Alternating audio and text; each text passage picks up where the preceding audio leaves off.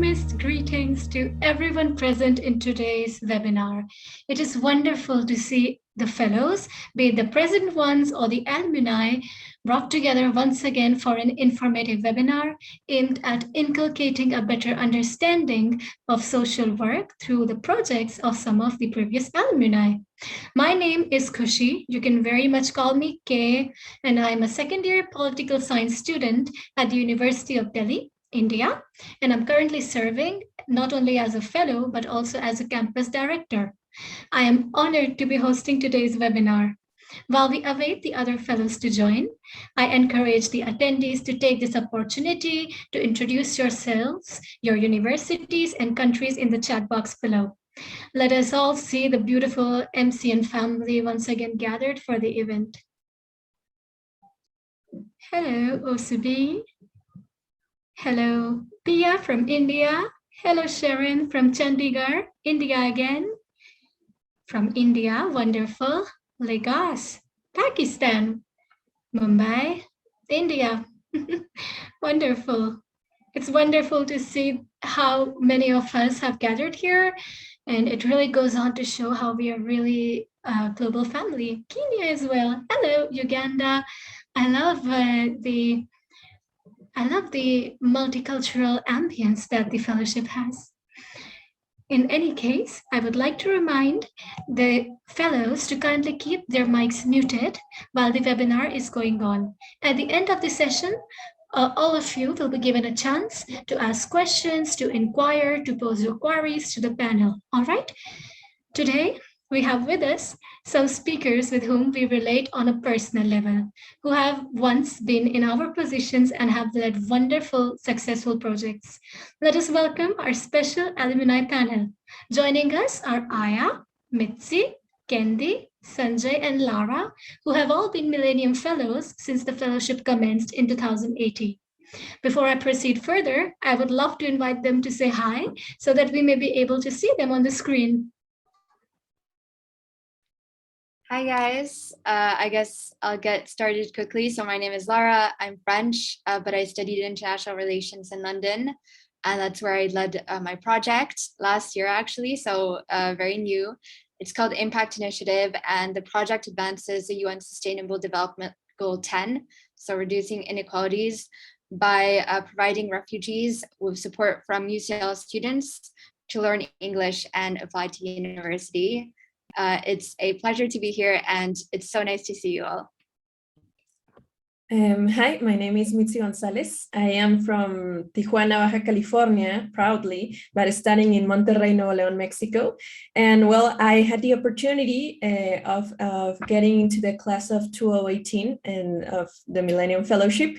And well, I've been working different projects. I initially began to work a change maker group in the class of 2018, but later on, I began to work a personal social entrepreneurship called Bloom Urban Farming, where we dedicate precisely to work on sustainability in easy steps while we do it with horticulture and composting. So nice to meet you all. Looking forward for this session.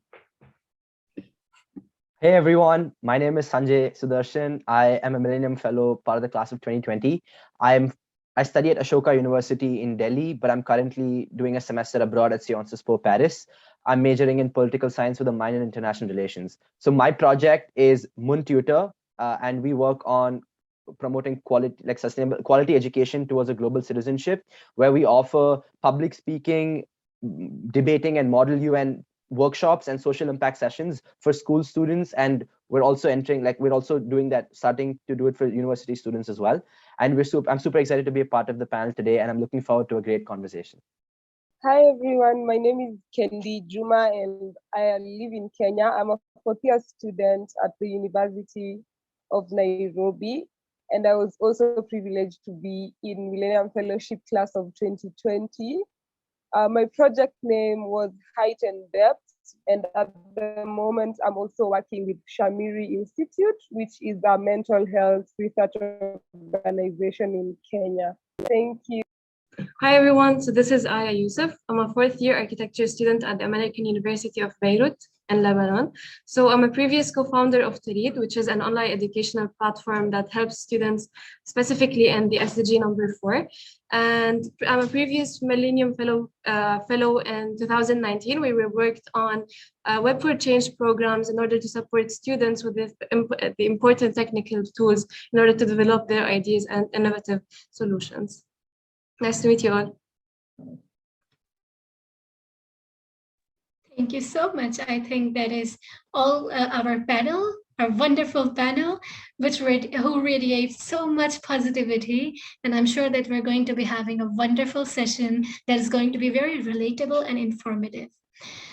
For everyone who has joined us thus far, Mitzi, Kendi, Lara, Aya, and Sanjay will speak on the theme, how do we get our projects off the ground? They will give us an inside perspective on the intricacies required to lead a successful project of social impact, not only for the fellowship, but also in our lives apart from the fellowship. My first question to our panel is a very general one. How do you, as fellows, get your projects off the ground? How did it all start as a social impact leaders, and how has the journey been until now?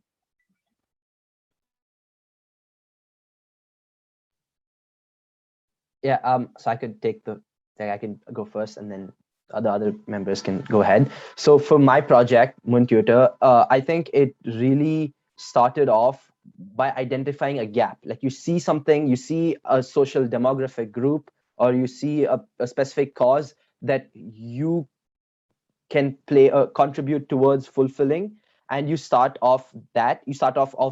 So it starts off with one event, and that's kind of snowballs into an entire organization.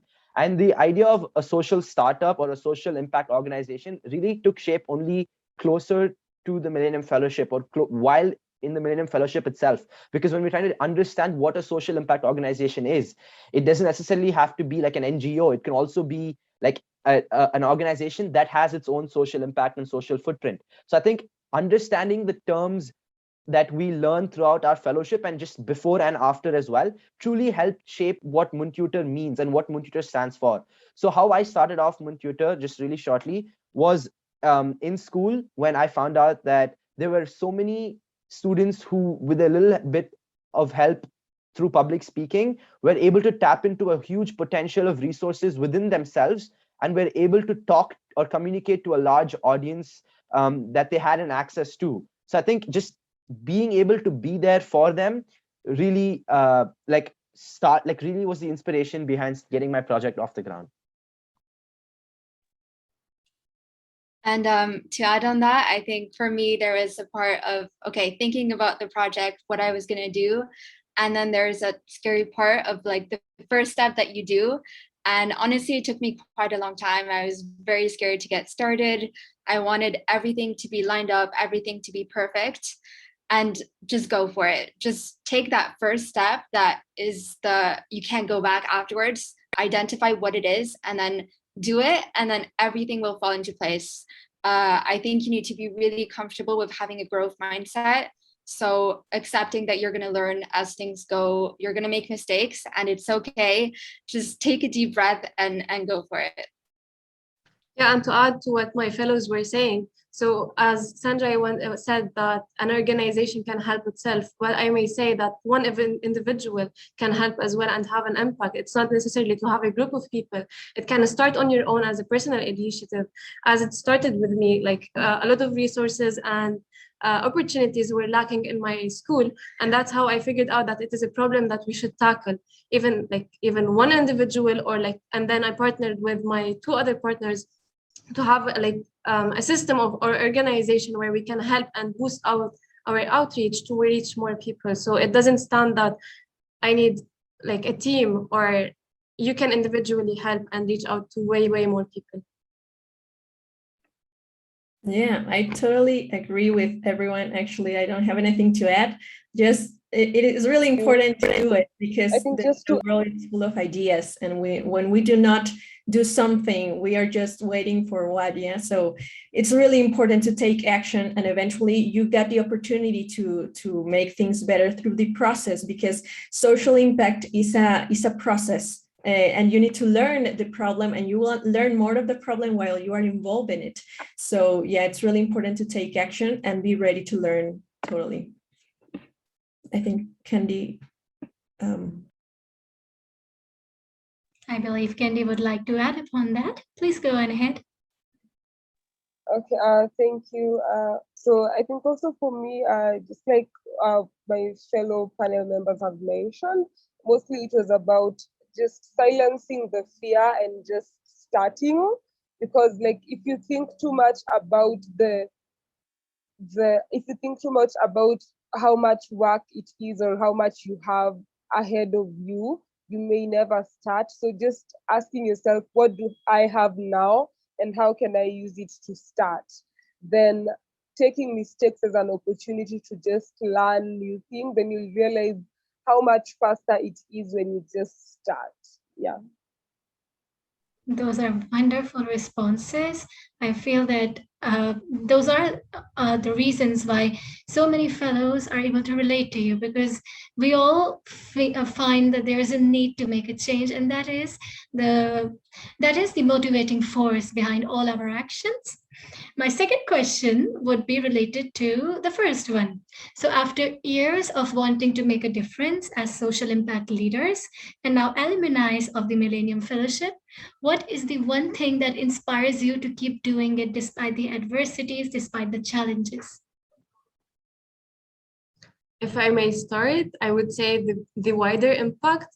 So it would start like, as I said before, it starts with a personal initiative where we have like, you're impacting one student, for example, but then when you team up with others, you're impacting 5 students. And then where you keep going on, you're having a wider impact on wider portion of the society. So when you're seeing like, you're having, this impact is touching among many students, many schools, it's reaching out to thousands of students. Actually, this is itself is an actual inspiration and motivation to keep going and inspiring more people and more students and more young people, to be specific, to keep going on. And like this impact should be carried on in generations, not just this generation we stop, but we can carry it on. Like that's actually what I've seen with the students that we had actually we inspired actually are just inspiring the others right now. So this is just a cycle and a loop that we keep motivating each other. Another thing that would, in my case, that adds motivation besides the problem. I think the problem needs to be you need to be really passionate with it, because if not, it could be really a problem later, because you are not going to have motivation to continue doing it. But another thing that I will add is the team and the ecosystem you surround. It's really important for you to maybe you are doing it alone at the beginning, and it's okay. But in the same process, you will have the opportunity to meet other people who, just as you, is trying to tackle the same problem. So the opportunity to be around these people motivates you, because they have their own learning process. And then you see that there are bad moments, good moments, and eventually this is an opportunity for you to seek motivation with the others. And with other people too. After all, we're social beings, and it's really important to see that the impact that you are doing, you're not doing it alone. And usually, fortunately, you are not alone in this process. So it's really nice to see other ones in this track too. Yeah, just to add on to Mitzi, I think I absolutely agree. I think when it comes to social impact, and this is especially true because like for all the fellows here as well, they will probably agree to it, is there's going to be a certain point in the initial stages of your social impact growth where you won't be able to visibly see that social impact. It's only after a particular stage. Those are the stages where you need to be incredibly motivated to continue working, because you never know when that first change is going to show up, especially with respect to like teaching students about public speaking workshops. You know that they learned something, but to be able to see that progress, you only have to wait for them to try and like go to an audience and speak in front of an audience, and there's a delayed visibility in the earlier stages of your social impact like of your journey. So the one thing that motivates me is this kind of setting my own standards. I think a big part of social impact, like your social impact journey, comes from the validation that you give yourself at certain intervals, which also helps get you through the bad times, like Mitzi mentioned. Of course, there's going to be this positive cycle of reinforcement where you, like mentioned earlier by my fellow panelists, where you help impact someone and they inspire others, and that's a chain reaction. But oftentimes that chain reaction need not necessarily be a chain reaction, and that's when you have to remember that you as a fellow or you as a person have given your best, and you are doing your best through your journey, and you are giving it. I think that is a big part of being able to sustain your journey, sustain your social impact journey. Lara. And yeah, I wanted to add, Please go agree ahead. so much with both of you. Thank you. I think team is so important, and it doesn't have to be people you're working with directly. Take advantage of this amazing community that we have here. Reach out to people on the Facebook groups, on LinkedIn, do that. And I think besides my project, which is what initially motivated me, I got really motivated by everyone around me and so inspired by all the different projects. So be ready to be inspired by others and learn from them. It will definitely keep you going for the distance and motivate you to work on other projects as well. Thank you so much, Lara. Thank you so much, Sanjay, Mitzi, everybody who is giving these wonderful responses. I would like to ask my next question, and that would be, what advice would you give to this year's Millennium Fellows to ensure a successful and a smooth running of their projects? Lara, would you like to elaborate on it? Sure. I think we covered some of the steps. First of all, just do it. Take that first step and don't look back.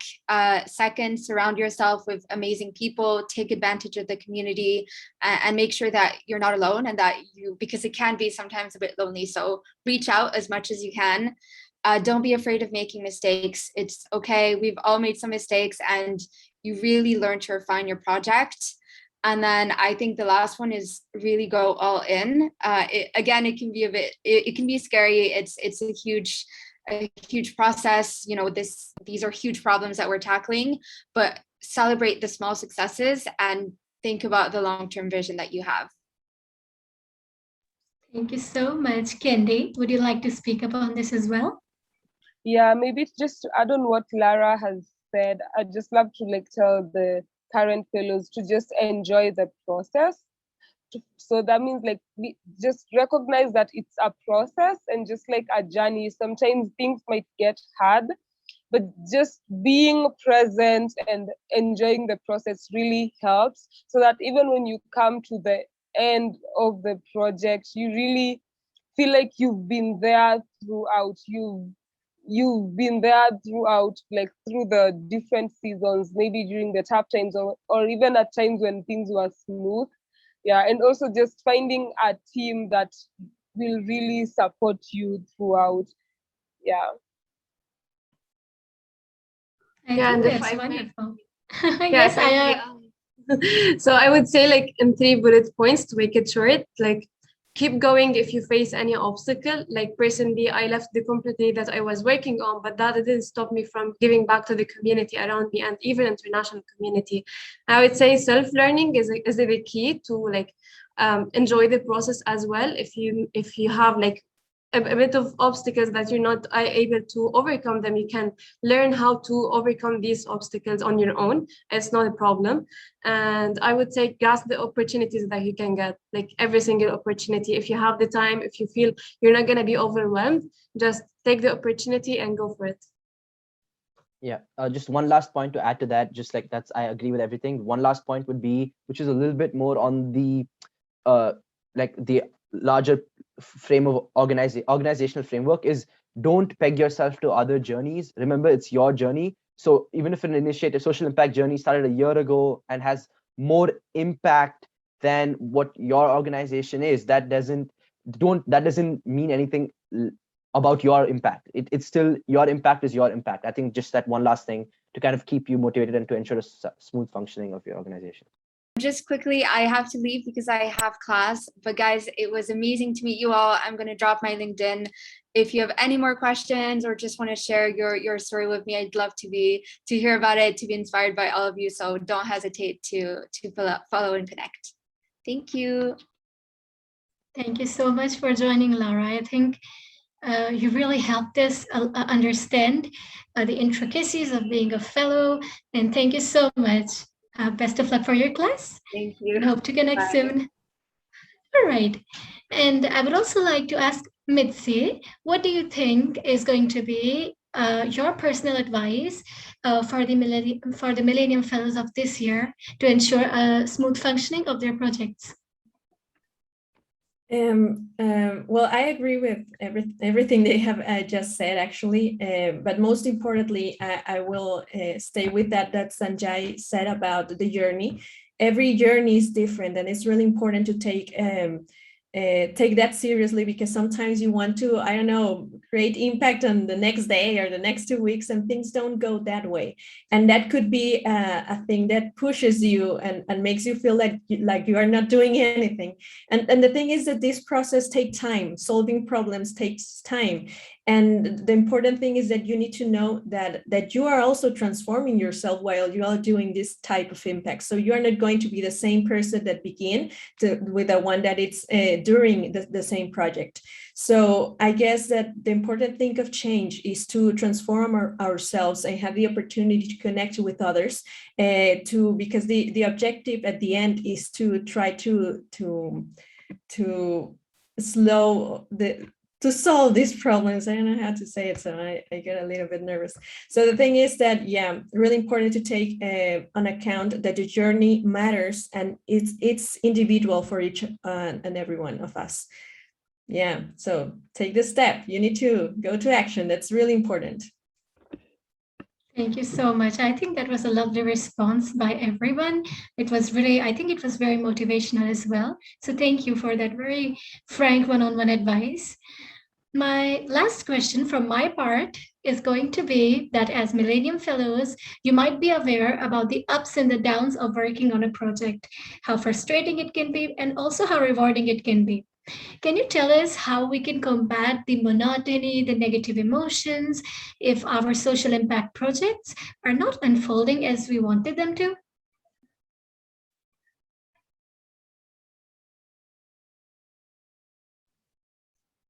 Would you like to begin, Sanjay?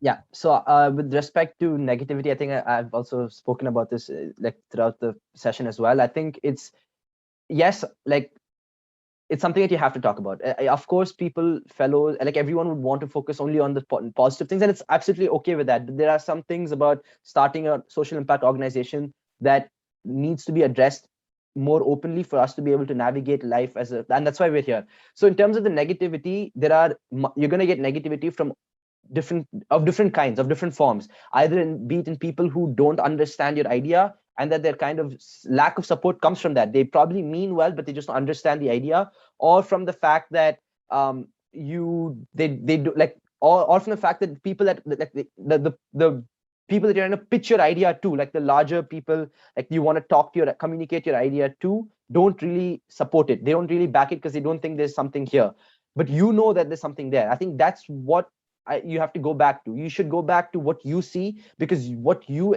are experiencing and your lived experiences are also really important. So when it comes to social impact, you need to be able to say, hey, no, I see a gap in my school. There are people who need help with public speaking, and if this is the case for other schools as well, then I'd like to offer the same social impact sessions for them. If not, that's completely all right. And I think that's how you need to be able to navigate negativity, where you ask what you can take what you want, and kind of just put aside what you don't necessarily, what's not really useful for you. I think that's one big thing which kind of helps you clear your head as well while you're trying to navigate this very sometimes negative journey. Yeah, and adding to that, I've experienced this a lot within my startups before. So one of the most important stuff that you should focus on is the way you communicate with the team members. So the negativity that you're talking about should not be explicitly transferred to another member with that legit negativity, where you just need to tweak around the way you say it and the way you communicate with the other members. So the other members might be feeling the same thing about the startup or if you're feeling that it's something that you really need to talk about, just go for it. And if you're working on your own, it's something that's really different, where you should keep yourself motivated, that not everything is going to always work the way you want it to work, where you need to have plan A, plan B, and then set it around according to the circumstances and the events that are gonna happen. So either way, you need to like always tweak whenever you have any opportunity, and like think about it twice before like deciding or feeling like sometimes you can control your feelings about the thing and transform the challenges into opportunities, if I may say. Yes, I think that the social impact journey is an opportunity to practice resilience a lot. So you need to be flexible because things are not going to happen the way you always expect them to. And also navigating in negativity is a learning process, because sometimes you think that you know yourself and well, you need to surround with people, maybe you need to celebrate your small victories as a way to endure negativity, or maybe, I don't know, there are many ways to live it and each of us is different. So it's really important to be creative on the same process, because after all, sometimes we forget that part of the project is ourselves and the people who is helping us to do it. And if we are not fine, we're not going to give our best for the others too. So it's really important to take care of each of us. Sometimes it's good to take a pause and then go to action later. Sometimes it's better to celebrate because maybe you're not celebrating enough your own little steps. And well, the thing is to be creative and to learn your own ways to endure negativity. And yeah, I think social impact journeys are an opportunity to learn a lot of ourselves and the way we serve others. So it's really important to understand that learning is part of the process. And yeah. Yeah, I think also something I would add is just sharing with the people from your university and also your campus director some of the problems you might be going through, some of the challenges you're facing, and then you realize that you are probably all going through the same challenges, and you can also find some solutions from some of your schoolmates or just the people around you who are also Millennium Fellows. Yeah. Thank you so much for all the wonderful responses. I'm sure all our fellows relate to all of your experiences, to your work, and certainly your passion. And we are motivated by your will to keep impacting our communities. I'm elated to have interacted with you thus far. And now we can commence with the Q&A session. Fellows can submit their questions in the chat box, and we will call upon their names so that they can unmute themselves and ask their questions to our panel. I also request the panel to leave their social media links in the chat box so that our fellows may be able to connect with you. Kindly refrain from spelling your handles as the meeting is being recorded for diffusion purposes. All right, I see some questions are coming in. So let's start with Felicia. I hope I have pronounced your name right. Would you like to go on ahead, unmute yourself, and ask your question to our panel? Hello. Okay, thank you. So my question is, it could be a pretty difficult question, but for me, like, I love team. I love working with a team, but it's not all the time we get a good team that is for me and is right for everyone. And especially when you're working towards one goal, one project, like fights might break out and the team loses motivation. And so like sometimes I'm just like, I want to do this work by myself. Like I feel like if it's by myself, I can move faster, move quicker. Like I don't have to consult with anyone. But then I know some people who say, no, it's better to have a team, like having the team back you up and like give you like criticism is good. So I just wanted to know like how important is a team for you? Or like if you have any stories of like how a team like helped you or like something like that. That's a great question. Thank you so much for that. I think that's that's a really important question. I think when it comes to teams, there are two ways you can form a team, right? First is when all of you come together and start the project yourself, start the project together, or when you grow your initiative and you invite more people to be a part of it. But irrespective of how you form your team, one thing's important is that you need to think of the end goal of why you're there.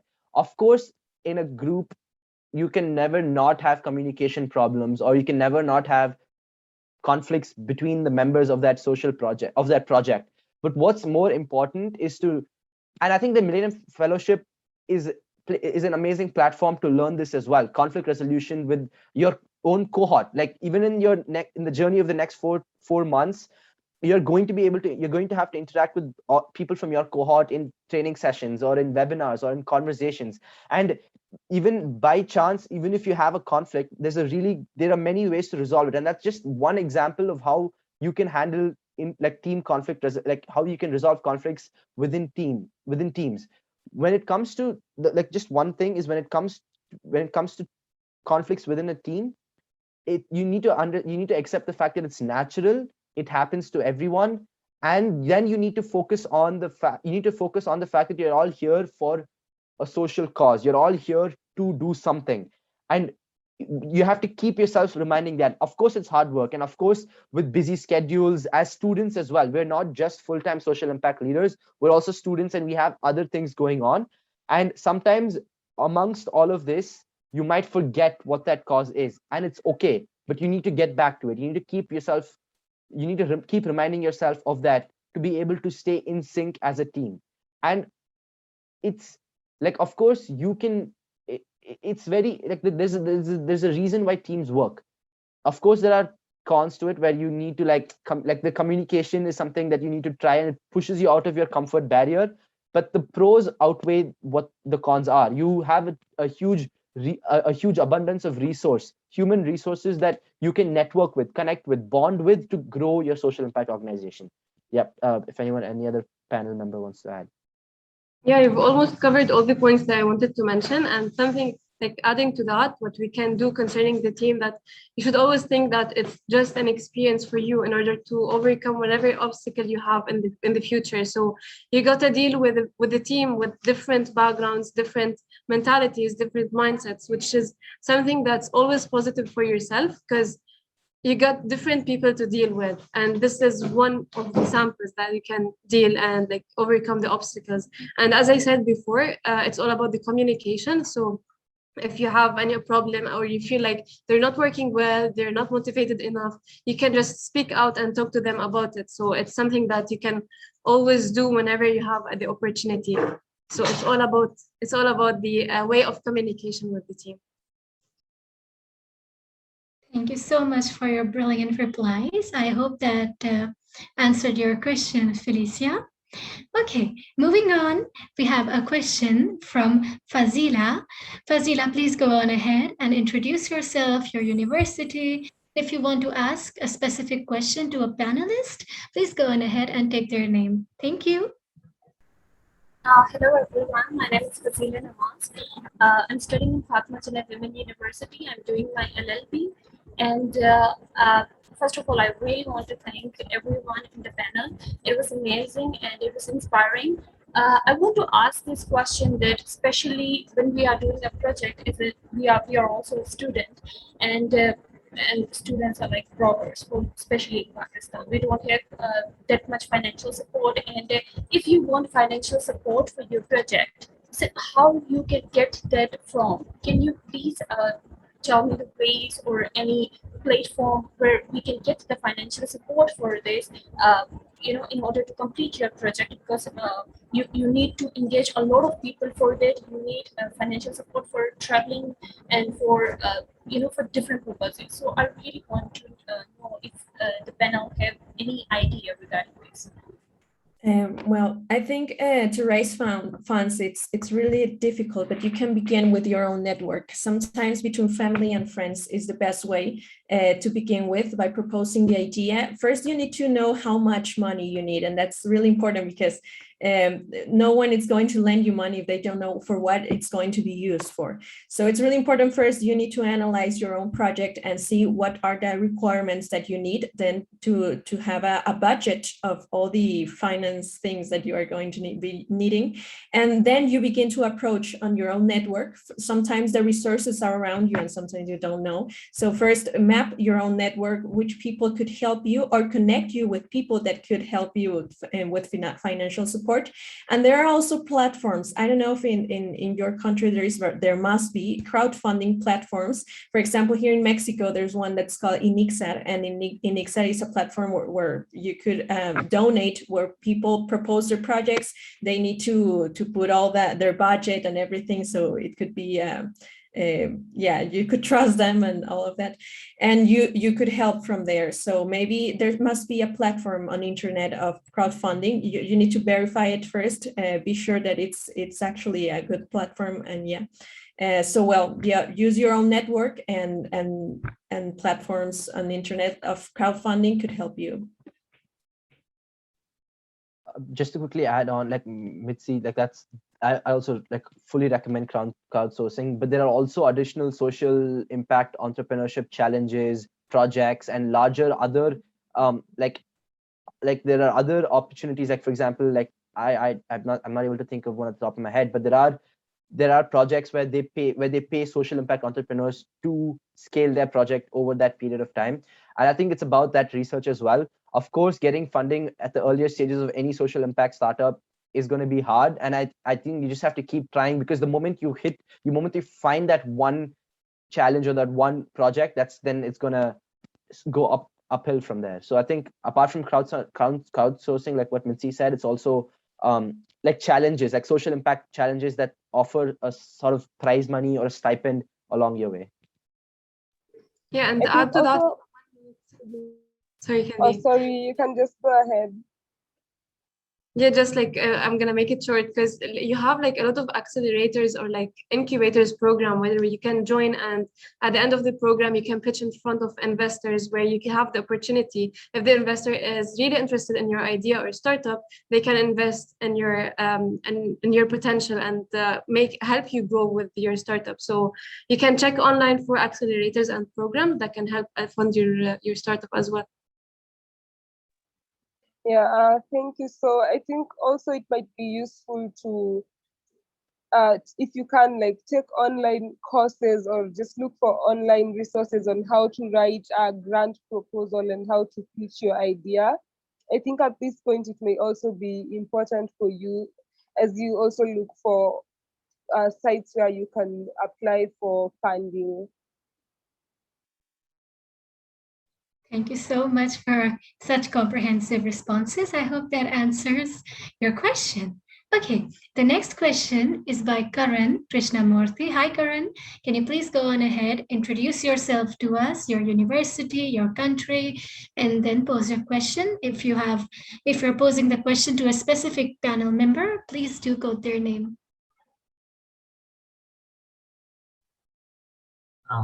Thank you.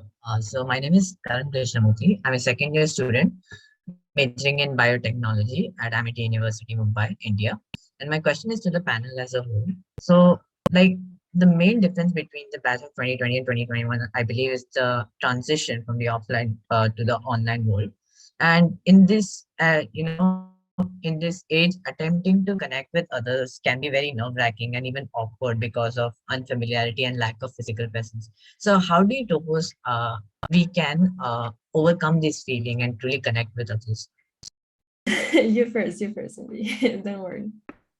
Okay, no, that's again another great question, because networking used to be much easier when you could meet the person and you could just get social cues about what to do, like when to say and all of that. Online, I think trying to network with a person obviously is difficult. You're right. At least when I'm doing networking through emails and sending outreach emails from Tutor, for Tutor, what I do, and again this is just a personal way of navigating it, is what I do is I keep following up. because I mean, keep following up in a way that it doesn't pester them, but but frequently enough that they do get reminders. Because if we, which is considerably like small student social impacts, want to partner with like bigger organizations, they must receive a lot of emails. So it's not that they're not interested, it's just that your email might have been lost in the like thousands of emails they receive every day. So what you could keep doing is keep sending them emails and letting them know a little bit more about who you are. Of course, your social impact organization and your work matters, but a bit more personal appeal is to let them know your background.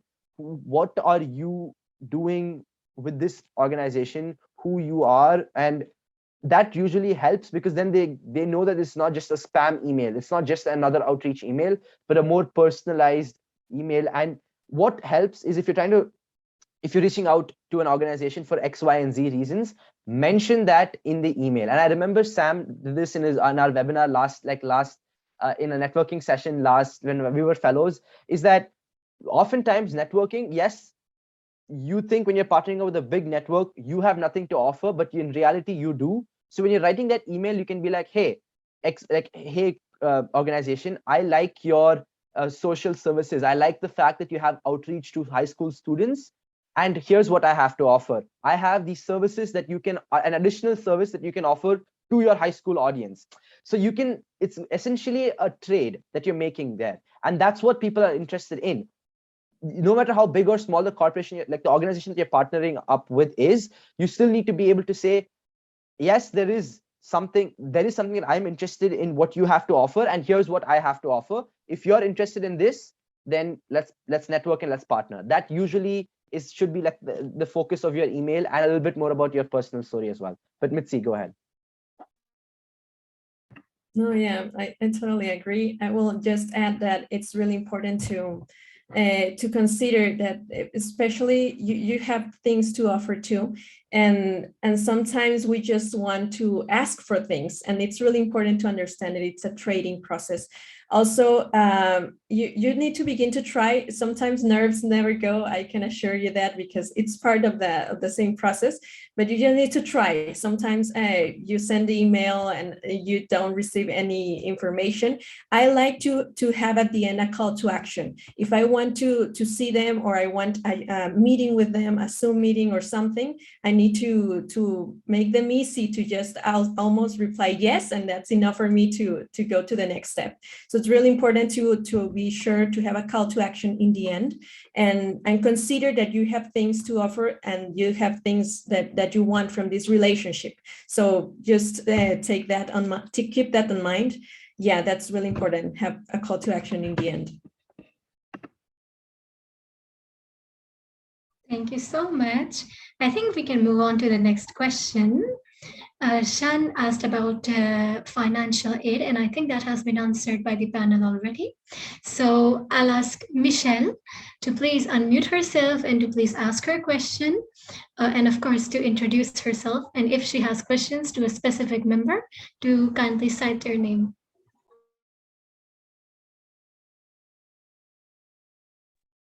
Hello, I hope you can hear me. My name is Michelle Ndunda. I am a pharmacy student at USIU Africa in Kenya. And the project, like now how you want to achieve your social impact. So let's say you have decided to partner, or not partner up, but you have decided to target a specific population of people. How do you get, I don't know, and tell you about themselves, tell you about their life, and you're supposed to help them, or how they would like to be helped, especially if you don't know them and there might be a language barrier. Yeah. Also, my second question was, for those people who are doing their projects alone, and you're also a student, obviously, how do you do the burnout of trying to finish your project in time, trying to do your assignments, to do your schoolwork in time? How do you manage with the burnout? Okay, maybe I could answer the first question. So on getting people to give you information about themselves and you don't know them, I think it might be important to constantly reassure them of confidentiality. So like if you're like maybe before you even start asking them, just telling them that, like, whatever you tell me, like, and mean it, that whatever you tell me will remain between us and won't be shared with the public. And if you're going to share, just assuring them that it's going to be, that their information is going to be kept anonymous might be important. So I think just reassuring them, and also because sometimes some of the information they share might be quite sentimental, you might also want to validate maybe their emotions. So maybe if someone starts crying, or if the topic gets emotional, or if it's something that even arouses something like anger in them, like you might want to validate what they are feeling, and also just constantly assure them of confidentiality. Then for the burnout part, maybe you might want to tackle your project in bits. So maybe I believe, like, if you have one semester to do your project, there are certain times during your semester that aren't as busy as others. So you might want to allocate more work to those times and less work to the times where you have more work from school.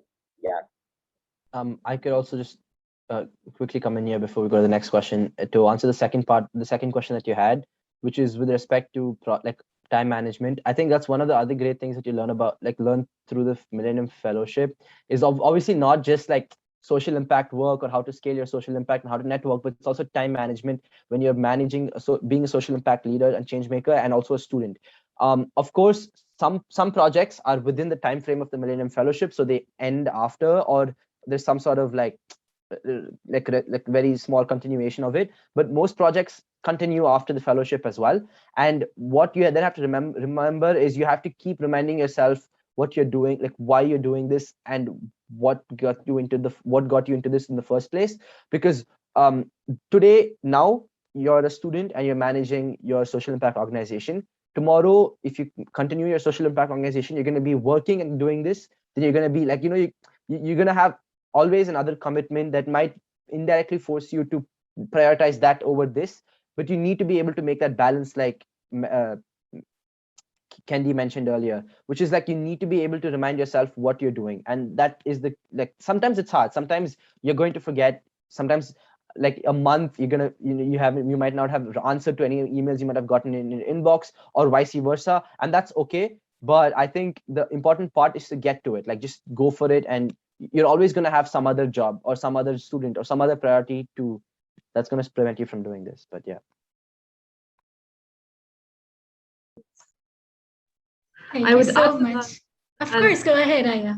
Please go ahead. So, as a real example, I've been overloading. I'm a university student. I've been overloading for like 3 years and working in parallel on my startup, on accelerators, and many, many other things. And like currently, I have a part-time job and studying at the university. So it's all about your purpose, your own purpose, what you want to end up with, and like mainly the time management that you should work on your own on this, like specifically on your own time management.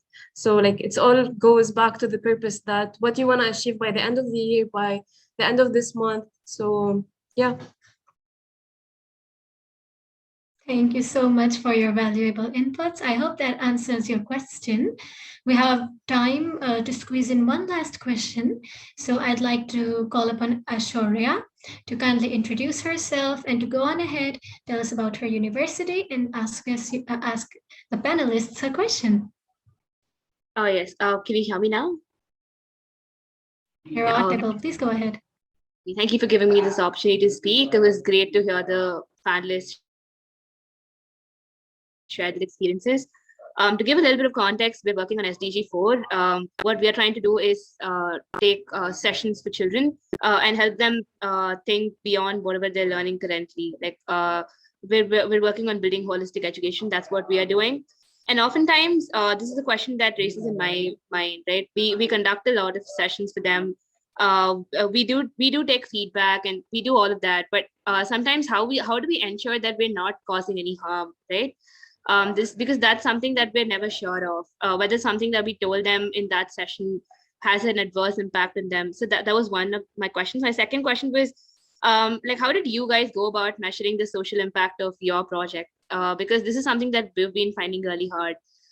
Because measuring tangible progress when you are in an online mode is something that's being extremely difficult. And to see actual progress, it takes a way a lot of time. So when you're preparing like your final report to show the impact that you've created in the duration of the fellowship, are there any tangible criteria that you guys implemented when you were working on your projects? For example, in my case, I used to work with children and I didn't know how to measure the impact, especially in educational manners. So when you don't have any idea for where to begin with, what I did is to approach someone that knew or was a teacher that knew about education, specifically about children. No? So I began to search about that, and she offered me actually tools that I could use, because sometimes you want to evaluate, I don't know, creativity or teamwork and stuff like that, but maybe it's not like tangible like that. So they give you tools to measure in a qualitative way in my case, but it can help you to measure impact in this way. Also, don't forget the quantitative aspects, like, for example, how many sessions you have done, how many kids have gone, if they go all the session, if they retire on after 2 hours, 3 hours, I don't know. That's also really important to measure. But sometimes we think that qualitative information does not matter because it's not like a number or something like that, but it does matter. So I really recommend you to approach someone that is specialized on this area. If you don't have the expertise, it's okay.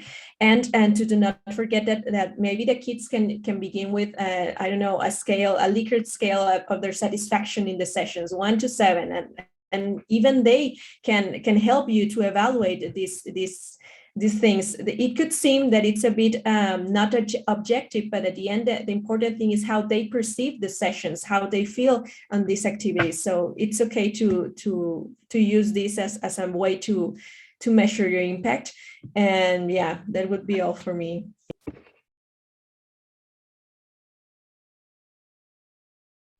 You said it all. Yeah, honestly, it is all. Yeah. I think there was another one about causing no harm first. Yeah, that's a tough one, because I don't know if one of the panelists knows something, but in my case, it's sometimes tough because you don't know if you're doing that. But measuring your impact is a way to see if you're doing harm or not. You need to be really conscious of your own process. So you need to evaluate and be objective. And if you need someone else to come and evaluate your sessions, it's okay.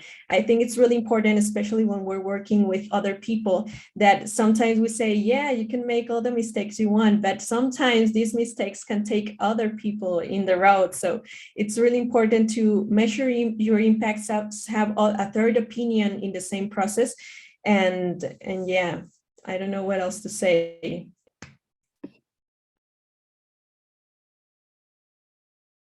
All right, I think that answers most of the questions that we have received. And I love the energy that everyone, the panel, the fellows have kept going.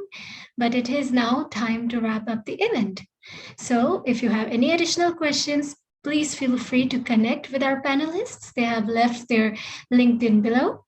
And I thank all of you for joining. Your enthusiasm shows us how we are connected despite living across the globe in Africa, Asia, Europe, Americas, and Australia, and that we are together a force to be reckoned with as we hold the power to change the world. I thank the panelists for enlightening us and for the MCN team for giving me this opportunity personally. Thank you to my dear fellows as well for having joined and for having been so enthusiastic. I would like to end upon the quote, "Be the change you want to see in the world," said by Mahatma Gandhi. Thank you all for joining and have a lovely day. Thank you.